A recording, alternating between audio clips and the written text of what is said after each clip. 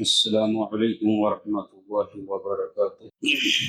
نحمده ونصلي على رسوله الكريم اما بعد قال الله تبارك وتعالى اعوذ بالله من الشيطان الرجيم بسم الله الرحمن الرحيم ان اول بيت وضع للناس للذي ببكة مباركا وهدى للعالمين فيه آيات بينات مقام إبراهيم ومن دخله كان آمنا صدق الله العظيم بسم الله الرحمن الرحيم رب اشرح لي صدري ويسر لي أمري واحلل عقدة من لساني يفقهوا قولي بسم الله الرحمن الرحيم درود شریف پڑھ اللهم صل على محمد وعلى آل محمد كما صليت على إبراهيم وعلى آل إبراهيم إنك حميد مجيد اللهم بارك على محمد وعلى آل محمد كما باركت على إبراهيم وعلى آل إبراهيم إنك حميد مجيد. محترم بزرگوں، دوستوں اور عزیز ساتھیوں، اللہ تبارک و تعالیٰ کا لاکھا شکر و احسان ہے کہ اللہ نے ہم سبوں کو جمعہ کا مبارک دن عطا فرمایا اور جمعہ کی نماز ادا کرنے سے پہلے چند باتیں قرآن و حدیث کی روشنی میں سننے اور سنانے کا موقع عطا فرمایا. میرے دوستو، اسلامی کیلنڈر کے اعتبار سے یہ ذوالقعدہ کا مہینہ چل رہا ہے. ابھی میں نے خطبے میں قرآن کریم کی ایک آیت تلاوت کی. اس آیت میں اللہ تبارک و تعالیٰ نے بیت اللہ کے بنانے کا واقعہ بیان فرمایا. ترجمہ اس کا یہ ہے ان اول بیت وضع للناس للذی ببکہ، کہ سب سے پہلا گھر جو اللہ تبارک و تعالیٰ نے تمام لوگوں کے لیے بنایا وہ گھر مکہ المکرمہ کے اندر بنایا. مبارکم وہدی للعالمین، وہ نہایت ہی مبارک گھر ہے اور تمام عالمین کے لیے یعنی تمام دنیا والوں کے لیے وہ ہدایت کی جگہ ہے. فیہ آیات بینات مقام ابراہیم، اس کے اندر بہترین نشانیاں ہیں اور انہی نشانیوں میں سے ایک نشانی ہے جس کو مقام ابراہیم کہا جاتا ہے. ومن دخلہ کان آمنا، اور جو اس گھر کے اندر داخل ہو گیا وہ امن میں آ گیا. تو یہ اس کا ترجمہ ہوا. تو آج کے خطبے کے اندر ہم اور آپ انشاءاللہ یہ جاننے کی کوشش کریں گے کہ بیت اللہ جدھر رک کر کے ہم اور آپ نماز پڑھتے ہیں اس کی تعمیر کتنی دفعہ ہوئی اور کس نے کرائی. ہم مسلمان ان باتوں سے ناواقف ہوتے ہیں کہ جو ہمارا مرکز ہے جدھر رک کر کے ہم اور آپ نماز پڑھتے ہیں جس کو بیت اللہ کہا جاتا ہے اس کو کتنی دفعہ بنایا گیا، کن کن لوگوں نے بنایا، یہ معلومات ہم سبوں کو حاصل کرنے کی ضرورت ہے. تو انشاءاللہ آج کے بیان میں انہی چیزوں کے اوپر گفتگو کریں گے اور معلوم کرنے کی کوشش کریں گے کہ کب کب بیت اللہ کی تعمیر کی گئی. میرے دوستو، بیت اللہ کی تعمیر سے متعلق کئی ایک روایات ایسی ہیں جن میں مختلف طریقوں پر بیان کیا گیا ہے، کئی باتیں بیان کی گئی ہیں لیکن کئی بات ان میں سے مختلف بھی ہیں. علماء کرام کے درمیان اختلاف رہا ہے، لیکن جو مفتہ بھی قول ہے، جن قول کے اوپر، جن بات کے اوپر کسی بھی علماء کا کچھ اختلاف نہیں ہے، سبوں نے ان باتوں کو مانا ہے، وہ قول 4 طریقے کا ہے کہ 4 دفعہ بیت اللہ کی تعمیر اثر نو کی گئی. اس کے علاوہ کئی روایتوں کے اندر 5 دفعہ 6 دفعہ کا بھی ذکر آیا ہے، لیکن 4 کے علاوہ جتنے بھی دفعہ کا ذکر آیا ہے وہ تمام کے تمام مختلف ہی رہا ہے. علماء کرام کے درمیان اختلافات رہا ہے، لیکن جو 4 طریقہ، جو 4 دفعہ بیت اللہ کی اثر نو تعمیر ہوئی ہے وہ تعمیر کے بارے میں کسی بھی علماء کا اختلاف نہیں ہے، سب کے سب اس کے اوپر متفق ہیں. تو وہ 4 کون سا قول ہے اور کب بیت اللہ کی تعمیر کس نے کی ہے، وہ چاروں واقعہ میں آپ کے سامنے رکھنے کی کوشش کروں گا. چونکہ حج کا زمانہ ہے اور عازمین حج کو جا چکے ہیں، کئی لوگ جانے والے ہیں، کئی پہنچ چکے ہیں، بیت اللہ کا وہ دیدار کریں گے سامنے سے، تو بیت اللہ کی تاریخ ہم سبوں کو معلوم ہو اور اللہ تبارک و تعالیٰ سے میری یہ دعا ہے کہ اللہ ہم تمام سامعین کو اور مجھے بھی بیت اللہ کا نزدیک سے دیدار کرنے کی توفیق عطا فرمائے، اور اسی طریقہ پر ریاض الجنہ کے اندر جا کر کے ہم سبوں کو نماز پڑھنے کی بھی توفیق عطا فرمائے، آمین۔ تو میرے دوستو، سب سے پہلے راجح قول کے مطابق بیت اللہ کی تعمیر اللہ تبارک و تعالیٰ نے حضرت ابراہیم علیہ السلام سے لی۔ سب سے پہلی تعمیر بیت اللہ کی حضرت ابراہیم علیہ السلام کر رہے ہیں، اور اس بات کا ذکر اللہ تبارک و تعالیٰ نے خود قرآن کریم کے اندر بھی بیان فرمایا ہے۔ چنانچہ اللہ تبارک و تعالیٰ بیان فرماتا ہے وَإِذْ يَرْفَعُ إِبْرَاهِيمُ الْقَوَاعِدَ مِنَ الْبَيْتِ وَإِسْمَاعِيلُ، کہ اللہ تبارک و تعالیٰ نے حضرت ابراہیم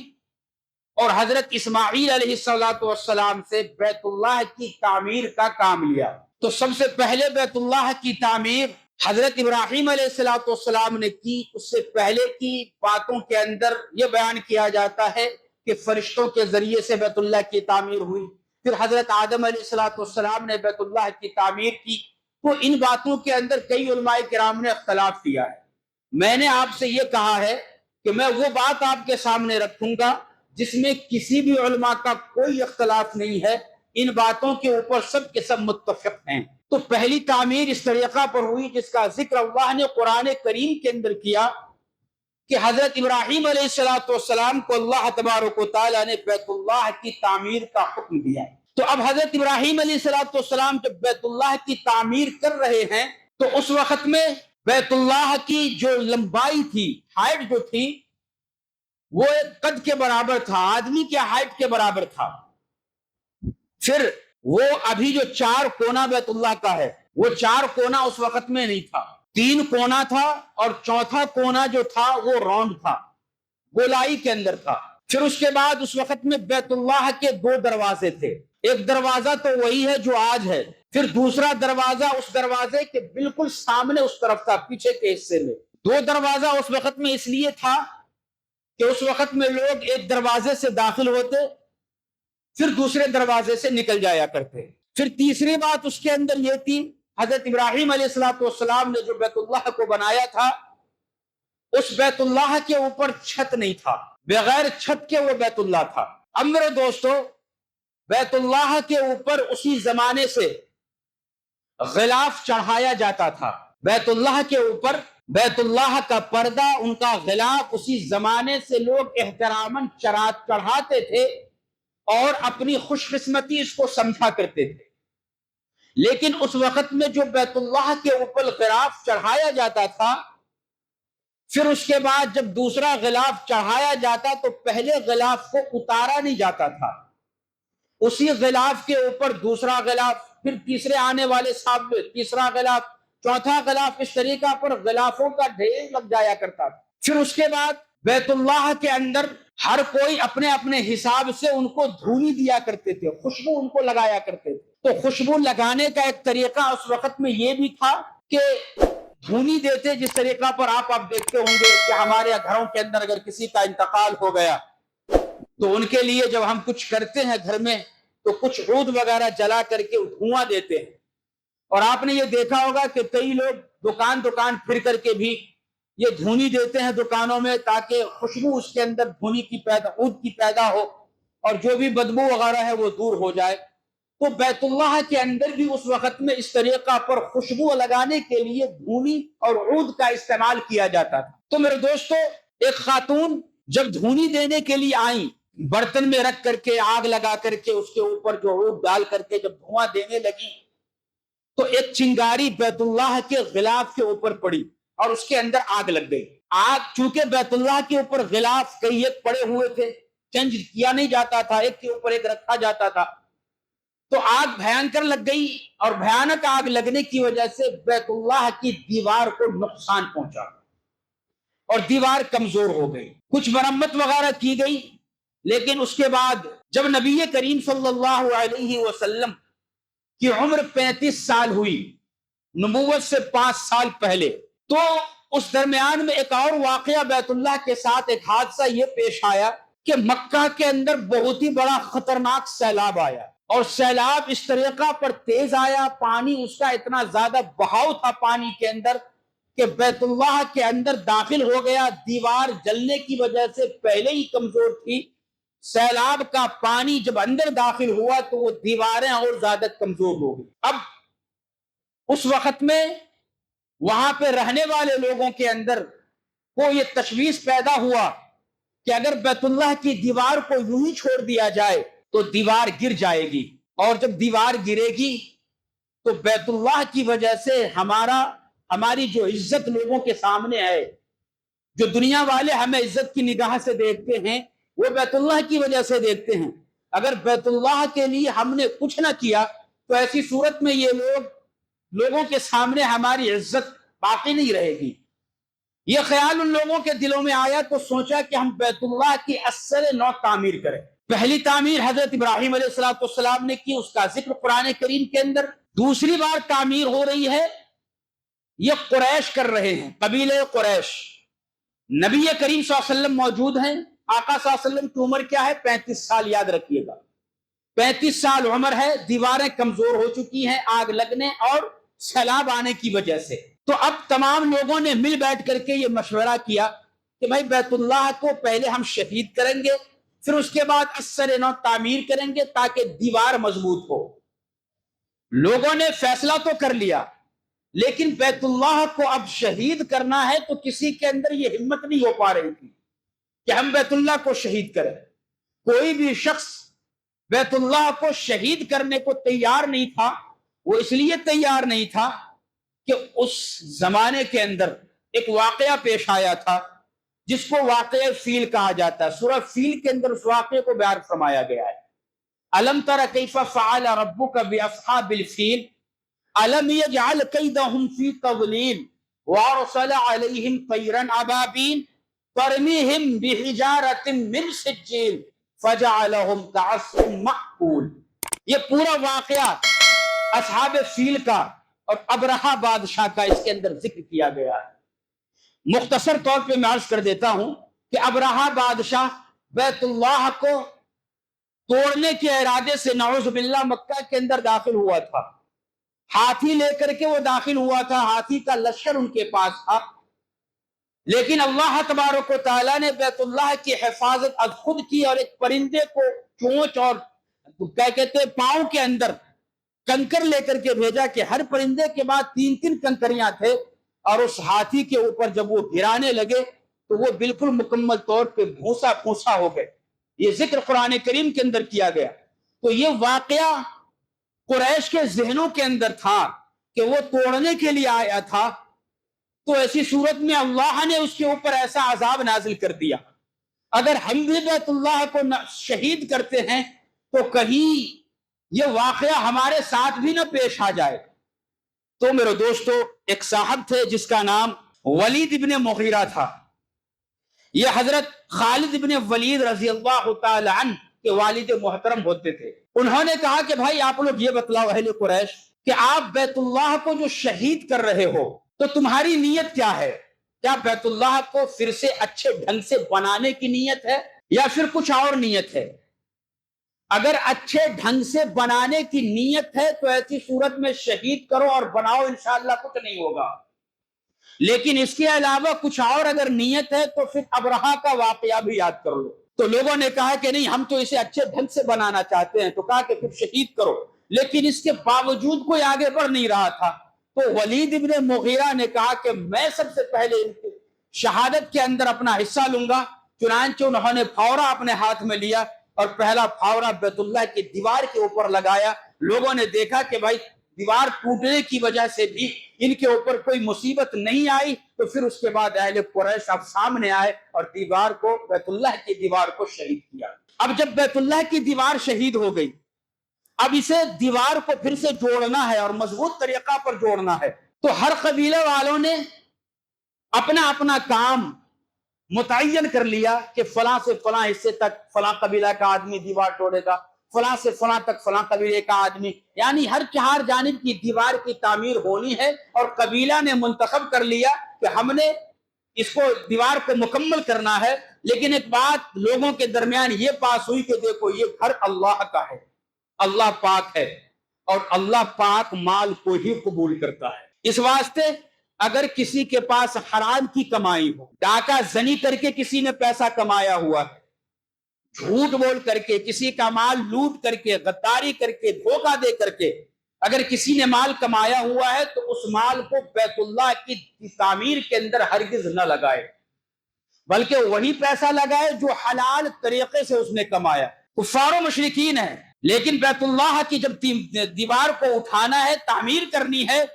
تو اس نے فیصلہ لیا، اس کے بعد سمجھ میں آئی کہ یہ اللہ کا گھر ہے، اللہ پاک ہے اور پاک چیز کو ہی قبول کرتا ہے، لہذا حلال مال لگائیں گے، حرام مال کا استعمال نہیں کریں گے۔ یہی طریقہ آج ہم مسلمانوں کو بھی اپنانا ہے کہ مسجد کی تعمیر ہو یا پھر مدرسے کی تعمیر ہو یا دینی کام کا کوئی بھی حصہ ہو، اس کے اندر جب ہم اور آپ حصہ لے رہے ہیں تو ایسی صورت میں ایک بات یاد رکھنی ہے کہ ہمیں حلال مال کا استعمال کرنا ہے۔ حرام مال اگر ہم لگائیں گے تو وہ حرام مال اللہ کو پسند نہیں ہے، قبول ہرگز نہیں کیا جائے گا۔ یہ بات اس وقت کے کفار کو سمجھ میں تو آ گیا، یہی بات آج کے مسلمانوں کو سمجھ میں نہیں آ رہا، سمجھنے کی ضرورت ہے۔ چنانچہ جب یہ بات طے ہو گئی کہ ہم حلال مال لگائیں گے تو اب میرے دوستو تعمیر کا کام شروع ہوا، دیوار اٹھنے لگی، اب حلال کا پیسہ ختم ہونے لگا۔ تو جو حضرت ابراہیم علیہ السلام نے جو تعمیر کی تھی، 3 کونا اور چوتھا کونا راؤنڈ بنایا تھا، چوتھے کونے کے پاس جا کر کے پیسے ختم ہو گئے حلال کے، تو اب لوگوں نے یہ مشورہ کیا کہ جتنا پیسہ تھا حلال کا ہم نے لگا دیا ہے، اب جو یہ حصہ باقی ہے اس حصے کو بیت اللہ کے اندر داخل نہ کیا گیا بلکہ بیت اللہ کے باہر چھوڑ دیا گیا، جو آج باؤنڈری لگی ہوئی ہے، گول باؤنڈری، جس کو حتیم کہا جاتا ہے، وہ اصل میں بیت اللہ کا حصہ ہے، لیکن حلال مال نہ ہونے کی وجہ سے اس حصے کو باہر چھوڑ دیا گیا۔ علماء کرام نے بیان فرمایا کہ اللہ تبارک و تعالیٰ نے یہ اس واسطے کروایا تاکہ جو غریب لوگ بیت اللہ کے قریب جائیں تو بیت اللہ کے دروازے کے اوپر لاک لگا ہوا ہوگا، ہر کوئی اندر داخل نہیں ہو سکتا، وہ تو بڑے بڑے لوگوں اور بادشاہوں کے لیے دروازہ کھلا کرے گا، تو کیا غریب لوگ وہاں پہ جانے کے بعد محروم واپس آ جائیں گے؟ اگر وہ حتیم کے اندر داخل ہو گیا تو اس کا مطلب ہے کہ وہ بیت اللہ میں داخل ہو گیا۔ اس لیے حتیم کے حصے کو اللہ تبارک و تعالیٰ نے اپنے مصلحت کے تحت اسی طریقہ پر ان لوگوں سے چھڑوا دیا۔ اب جو بیت اللہ کی دیوار تعمیر ہوئی، بیت اللہ جو بن کر کے مکمل طور پہ تیار ہوا، اس کے 3 کونے تھے، دیوار بھی اونچی تھی، چھت بھی اس کے اوپر ڈالا گیا تھا، چوتھا کونا جو تھا وہ حتیم کا حصہ آج بھی موجود ہے، اس کو باہر رکھا گیا اور وہاں اس طریقہ پر دیوار جو ہے قائم کر دیا گیا۔ 2 دروازے حضرت ابراہیم علیہ السلام کے زمانہ میں تھا، ایک دروازہ کو بند کر دیا گیا، ایک ہی دروازہ رکھا گیا۔ ابراہیم علیہ السلام کے وقت میں دروازہ زمین سے لگ کر کے تھا، جب نبی کریم صلی اللہ علیہ وسلم کے دور میں جب قریش نے جب بنایا تو اس وقت میں دروازہ کو اٹھا دیا گیا، اور اتنا اٹھایا گیا کہ بغیر سیڑھی کے اس دروازے کو کھول کر کے اندر کوئی داخل نہیں ہو سکتا، اس طریقہ پر بنایا گیا۔ یہ دوسری تعمیر ہوئی۔ نبی کریم صلی اللہ علیہ وسلم کی عمر جو ہے اس وقت میں 35 سال تھی۔ جب دیوار جوڑی جا رہی تھی تو حجر اسود کو بھی تو لگایا جانا تھا۔ حجر اسود کہ جب لگانے کی باری آئی بیت اللہ کے دیوار کے اندر تو تمام قبیلے والوں نے یہ فیصلہ کیا کہ ہر کسی کی خواہش تھی کہ میں لگاؤں گا۔ یہ بہت ہی نہایت ہی اہم کام ہے حجر اسود کا ہاتھوں سے اٹھا کر کے اس جگہ پہ لگانا، اس لیے ہر قبیلہ کی خواہش تھی کہ میں لگاؤں گا۔ 4 دن تک میٹنگیں چلتی رہی، لیکن بات نہیں بنی، بلکہ بات بڑھتی گئی، بگڑتی گئی، یہاں تک بات آ گئی کہ اب جنگ ہوگی۔ تھوڑی سی بات پہ عرب والے جنگ کیا کرتے تھے، کئی نسلوں تک وہ لڑائی چلتی رہتی تھی، اور لوگوں نے یہ فیصلہ کر لیا تھا کہ اب ہمارے درمیان لڑائی ہوگی، اب اس لڑائی کے اندر جتنے سال بھی لڑائی چلے، جو جنگ جیتے گا وہی اس حجر اسود کو اٹھا کر کچھ جگہ پہ رکھے گا۔ لیکن اللہ تبارک و تعالیٰ نے ایک آدمی کو بھیجا جو اس وقت کا بہت ہی زیادہ ضعیف آدمی تھا اور عقل مند و ہوشیار بھی سمجھا جاتا تھا، جس کا نام ابو امیہ ابن مغیرہ تھا، یہ حضرت خالد ابن ولید رضی اللہ تعالی عنہ ہیں، یہ ان کے چاچا تھے۔ ضعیف آدمی تھا، میٹنگ ہو رہی ہے تو اس نے یہ کہا کہ بھائی ڈرو مت، ہمارے ذہن میں ایک بات آئی ہے، وہ یہ کہ کل صبح صادق میں جو سب سے پہلے ہمارے درمیان جو موجود نہیں ہیں، جو سب سے پہلے بیت اللہ کے اندر داخل ہوگا اس کو ہم اور آپ حاکم مان لیں گے، وہ جو فیصلہ کرے گا ہم اور آپ اس فیصلے کو ماننے کو تیار ہو جائیں گے۔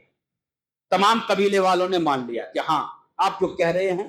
اس کے اوپر ہم عمل کریں گے تو لڑائی انشاءاللہ ختم ہو جائے گی۔ رب کائنات کی قسم، اللہ تبارک و تعالیٰ نے ایسا کیا کہ آقا نامدار محمد مصطفیٰ صلی اللہ علیہ وسلم کو سب سے پہلے بیت اللہ کے اندر اگلے دن صبح فجر سے پہلے ہی پہنچا دیا۔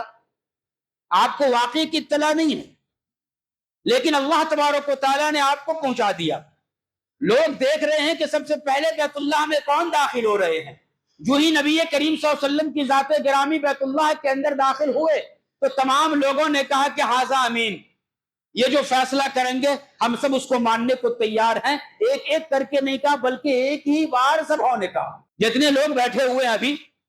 ایک ہی بار جب کوئی آ جائے تو اللہ، ایک ہی بار کیسی آواز نکلتی ہے، اسی طریقہ پر آواز نکلی کہ ھذا امین، یہ امانت دار ہے، امین شخص ہے، یہ جو فیصلہ کریں گے ہم سب اس کو ماننے کو تیار ہیں۔ نبی کریم صلی اللہ علیہ وسلم جب آئے، لوگوں نے ان کے سامنے جب بات رکھی تو آپ نے اپنے بدن مبارک سے چادر کو زمین کے اوپر بچھا دیا، حجر اسود کو اپنے ہاتھ سے اٹھایا اور درمیان میں رکھا چادر کے پاس، چادر میں، اور آپ نے کہا کہ تمام قبیلے کا جو سردار ہے وہ اس چادر کو چاروں طرف سے پکڑ لے۔ تمام قبیلے کا سردار آیا، چادر کو چاروں طرف سے پکڑا، نبی کریم صلی اللہ علیہ وسلم نے بھی پکڑا اور کہا کہ اب میرے ساتھ اٹھاؤ۔ چنانچہ اٹھایا گیا اور کہا گیا کہ آپ اس کو اس طرف لے کر کے چلے جہاں پہ اس پتھر کو لگایا جانا ہے۔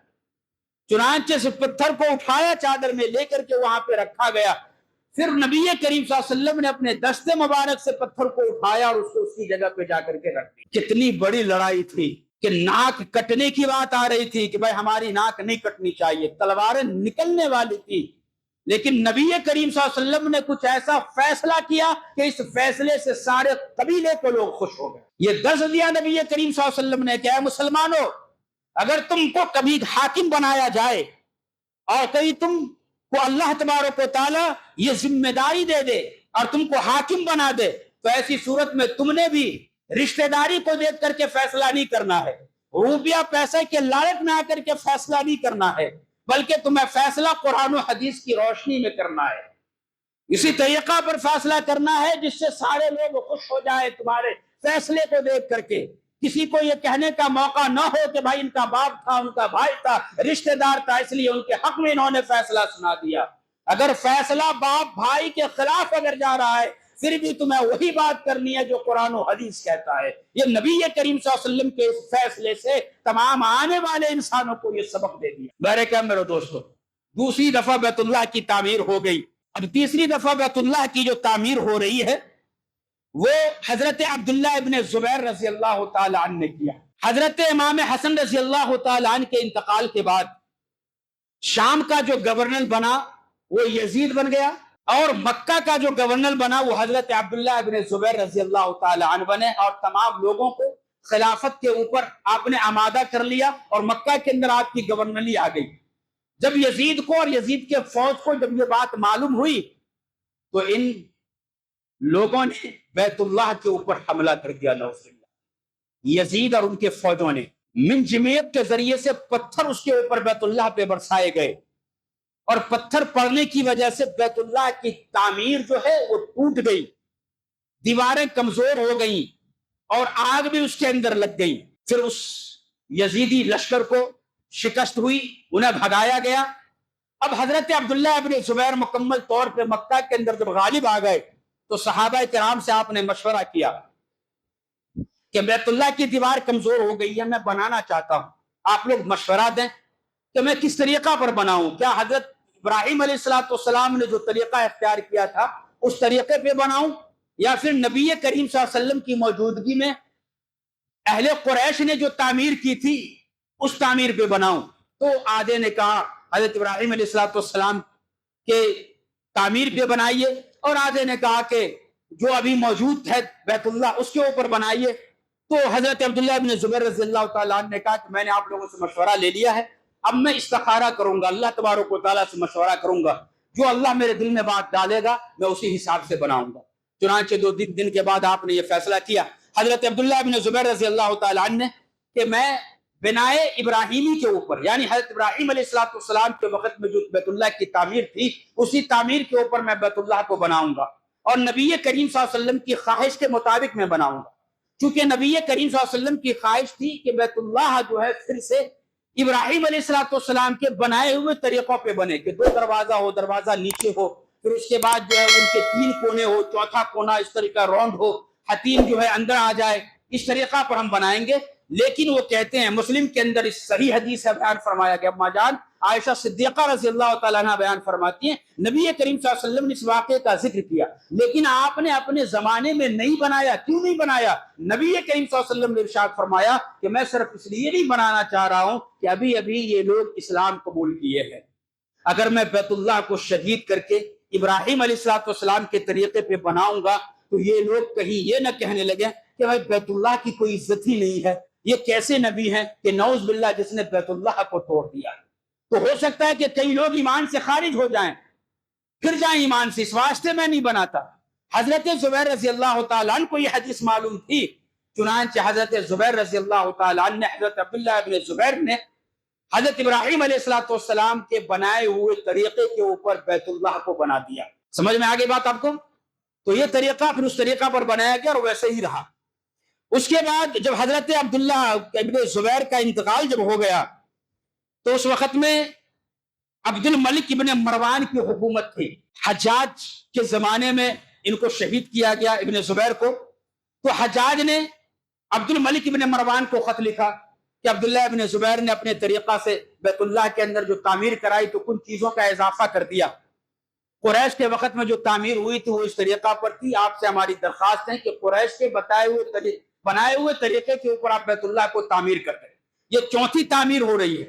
چنانچہ حضرت کیا کہتے ہیں عبد الملک ابن مروان انہیں نبی کریم صلی اللہ علیہ وسلم کی وہ حدیث معلوم نہیں تھی جو ابراہیم علیہ السلام کے بنانے طریقے کے اوپر جو ہے نبی کریم صلی اللہ علیہ وسلم کی بیت اللہ کی تعمیر بنانے کی خواہش تھی، یہ حدیث انہیں معلوم نہیں تھی۔ اس واسطے انہوں نے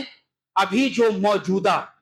بیت اللہ کی تعمیر ہے اسی طریقے کے اوپر اس وقت میں بیت اللہ کو اثر نو شہید کر کے پھر سے تعمیر کیا گیا۔ پھر اس کے بعد عبد الملک کا جب عبد الملک ابن مروان کا جب زمانہ ختم ہو گیا تو اس کے بعد یہ ہارون رشید کا زمانہ آیا، اور ہارون رشید نے یہ فیصلہ کیا کہ ہم ابراہیم علیہ السلام کا جو طریقہ تھا بنانے کا بیت اللہ اسی طریقے کے اوپر ہم بنائیں گے۔ حضرت امام مالک رحمۃ اللہ علیہ اس وقت میں موجود تھے، آپ ہارون رشید کے پاس آئے اور آپ نے کہا کہ میں آپ کے سامنے ہاتھ جوڑ کر کے یہ کہتا ہوں کہ بیت اللہ کو بیت اللہ رہنے دو، خدا کے واسطے اسے کھلونا مت بناؤ، خدا کے واسطے اسے کھلونا مت بناؤ۔ اگر تم آج بیت اللہ کی تعمیر پھر سے اثر نو طریقہ سے کریں گے تو تمہارے بعد جتنے بھی بادشاہ آئیں گے ہر ایک بادشاہ اپنے حساب سے بیت اللہ کی تعمیر کرتا رہے گا، اسے شہید کرتا رہے گا، اور جب بار بار بیت اللہ کی تعمیر اور شہید ہوتی رہے گی تو ایسی صورت میں بیت اللہ کی جو عزت ہے، جو وقت ہے لوگوں کے اندر، وہ وقت اور عزت مکمل طور پہ ختم ہو جائے گی۔ اس واسطے آپ کو اللہ کا واسطہ کہ آپ جیسا ابھی موجود ہے ویسے ہی رہنے دیں، اسے ہاتھ ہرگز مت لگائے، اثر نو تعمیر نہ کریں۔ چنانچہ ہارون رشید اس وقت میں رک گیا، اس کے بعد آج تک وہ رکا ہوا ہے۔ کچھ اگر تعمیری کام، اگر کچھ کیا کہتے ہیں ریپیئرنگ کا کام اگر ہوتا ہے تو آج بھی وہ ہوتا ہے، لیکن تعمیر وہی ہے جو قریش کے زمانے میں قریش نے نبی کریم صلی اللہ علیہ وسلم کی موجودگی میں کیا تھا۔ تو یہ میرے دوستو بیت اللہ کی تعمیر تھی، 4 دفعہ بیت اللہ کی تعمیر اثر نو ہوئی ہے۔ حضرت ابراہیم علیہ السلام کے زمانے میں ایک، دوسری دفعہ قریش نے کیا تھا، نبی کریم صلی اللہ علیہ وسلم کی عمر اس وقت میں 33 سال تھی، تیسری دفعہ حضرت عبداللہ ابن زبیر رضی اللہ تعالی عنہ نے کیا تھا، اور چوتھی دفعہ جو ہے عبد الملک ابن مروان نے کیا تھا۔ تو اس طریقہ پر بیت اللہ کی 4 دفعہ تعمیر ہوئی۔ اللہ تعالی ہم سبوں کو کہنے اور سننے سے زیادہ عمل کی توفیق عطا فرمائے، آمین۔ جو حضرات سنت نہ پڑھ لیجیے۔ وآخر دعوانا الحمدللہ رب العالمین۔